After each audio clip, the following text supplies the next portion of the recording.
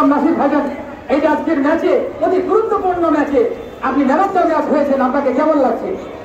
এটা তো ভালো, অবশ্যই ভালো। ইন্সপায়ার করে, আমি এই বয়সে আমাকে ইন্সপায়ার করে, ঠিক আছে। আর আমাদের প্লেয়াররা খুব ভালো গেছে, কিন্তু আমরা স্কোর করতে পারি না, ঠিক আছে। আমরা অনেক চান্স পাইনি ফার্স্ট হাফে, সেকেন্ড হাফে পেয়েছি, কিন্তু আমরা এখন করতে পারি নাই। নেক্সট ম্যাচ আমরা চেষ্টা করবো ম্যাচ দিতে। এবং আপনি আমাদের এই চাঁপাইনবাবগঞ্জের গর্ব, আপনি বাংলাদেশ জাতীয় দলের সাবেক সহ অধিনায়ক, এবং আপনার সাথে একবার কথা হয়েছিল আমার, আপনি জানিয়েছিলেন আমাকে প্রায় 23 থেকে 24টি দেশে খেলেছেন, এবং বর্তমান সময়ে চাঁপাইনবাবগঞ্জ জেলাকে এগিয়ে নেওয়ার ক্ষেত্রে আপনার পরিকল্পনা কি বলে আপনি মনে করেন? অবশ্যই আমি চাইবো যে আমাদের জেলার ফুটবল এগিয়ে যাক, আমরা যদি প্লেয়ার সবাই তৈরি করতে পারি, প্লেয়াররা খেলা খেলতে পারে, ন্যাশনাল টিমে খেলতে পারে, সেই জন্য আমরা চেষ্টা করছি সবাই মিলে। আর অবশ্যই আমরা একটা একাডেমি আছে, অনেকগুলো প্লেয়ার আছে, আমি চেষ্টা করছি যে সেখান থেকে কিছু প্লেয়ার ঢাকায় খেলার জন্য চেষ্টা করছি তারা যেতে পারে।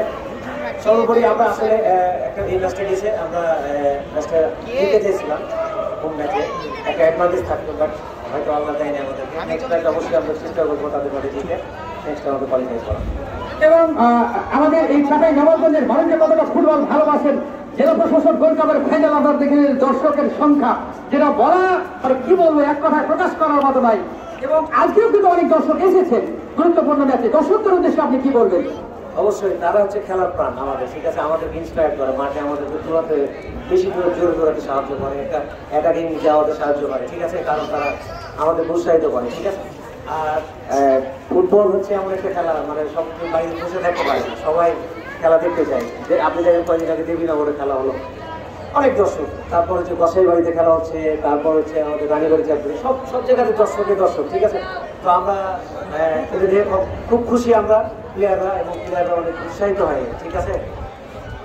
আর আমি লাস্টে বলতে চাই যে আমাদের চাপের ফুটবল এগিয়ে যায়, চাপের শুধু ফুটবল না, আমাদের প্রত্যেকটা স্পোর্টস এগিয়ে যায়, বাংলাদেশের প্রত্যেকটা স্পোর্টস এগিয়ে যায়। আমরা চাই সবাই ওয়ার্ল্ড কাপ খেলি, সব স্পোর্ট ইভেন্টে ওয়ার্ল্ড কাপ খেলি, আমাদের স্পোর্টস জগৎ যেন এগিয়ে যায়।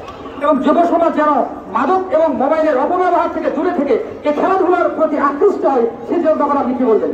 আসলে বিকাল টাইমটা প্রাইম টাইম, হ্যাঁ, বিকাল টাইমটা প্রাইম টাইম। তো আমরা চেষ্টা করছি যে বিকালে অনেকে বলে যে আমার প্রাইভেট আছে, অনেক প্যারেন্টস বলে, তো আমি বলি যে ভাই বিকালবেলাটা তো আপনার হচ্ছে খেলাধুলার সময়, ঠিক আছে। তো আপনি যদি এই কোচিংয়ে দিয়ে দেন, প্রাইভেটে দিয়ে দেন, তো তাদের তো মেধা বিকাশ করবে না, শুধু এক জায়গাতেই থাকবে। তো আমি আসলে সবাইকে বলি, আবার অনেকে শুনে, আবার অনেকে শুনে না, আসলে এটা সামাজিক এটা ব্যাপার, ঠিক আছে। যদি আমি একা ঠিক করতে হবে, সবাই এগিয়ে আসতে হবে, তাহলে ঠিক হবে। এবং জেলা ক্রীড়া অ্যাসোসিয়েশন চাঁপাইনবাবগঞ্জ এই সুন্দর আয়োজনে সহযোগিতা করেছেন এবং প্রফেসর সহযোগিতা করেছেন, পাশাপাশি সকলেই যুক্ত ছিলেন। আয়োজকদের উদ্দেশ্যে আপনি কি বলবেন? আয়োজকদের উদ্দেশ্যে বলতে চাই যে এরকম টুর্নামেন্ট হবে এবং আপনারা পার্টিসিপেট করবেন, যেন আমাদের জেলার প্লেয়াররা খেলতে পারে, তাদের মেধা বিকাশ ঘটে, তারা সামনে এগিয়ে যেতে পারে, এই খেলার মাধ্যমে ইন্সপায়ার হয়, সে বিষয়ে খেয়াল রাখবে।